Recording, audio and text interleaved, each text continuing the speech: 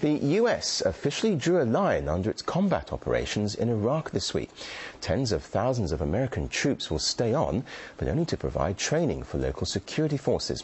The cost has been high.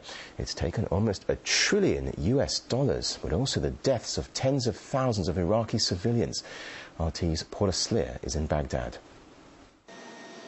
The American soldiers are marching out, and thousands of armed security contractors are marching in. A shadow army is taking over Iraq. Already 120 private security firms are operating here, and that number is expected to more than double in the next few months.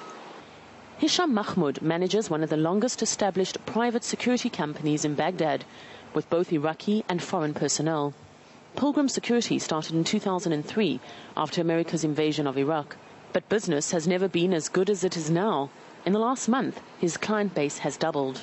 Most of the government offices are protected by security companies, local security companies, like the banks or even now the parliament. They will give it to the security company to do to secure it. But private security was unable to prevent a scene like this. In a matter of minutes, a truck pulled up to the security boom behind me. Gunmen started shooting, and the explosion that followed left 5 people dead. Hussein Fadil was out buying groceries when he heard the first blast a few streets away. He started driving home like a madman when a second and then a third ripped his life apart. Bombs intended for foreigners at 3 of the country's leading hotels left dozens dead, including many Iraqis. The Flowers Land Hotel, which stood opposite Hussein's house, was turned into a hell on earth. My wife, daughter and 2 visitors were wounded. My brother, who lived next door, his wife was killed. Like everything that happens here, the attack was with political motivations. These terrorists are protected by the Americans, so maybe now, with the American soldiers gone, the Iraqi government will finally be able to act more freely.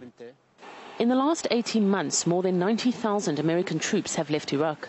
56,000 now remain, 6,000 more than American President Barack Obama promised would still be in the country come the end of August.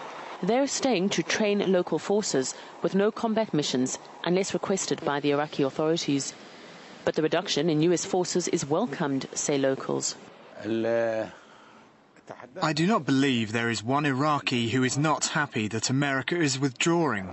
We regarded their existence here as an occupation.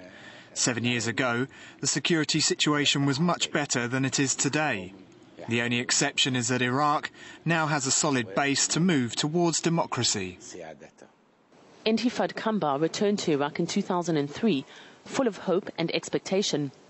He'd spent years living in exile in America as an opposition voice to Saddam Hussein. But now he feels betrayed and disillusioned.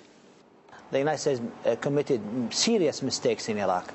And the mother of all mistakes is the declaration of occupation by accepting the resolution of the United Nations Security Council 1483 in 2003 in May. We said then that the United States has stepped down their moral stance, and this is a big mistake. They came as liberators, and they didn't have to be occupiers. They could have helped us to form an interim government from day one. But nearly 7 years after then American President George W. Bush declared mission accomplished, many would doubt even now such an assertion. But Washington still needs to find a way to declare victory in a country that remains politically and socially in stalemate. Paula Sleer, RT, Baghdad.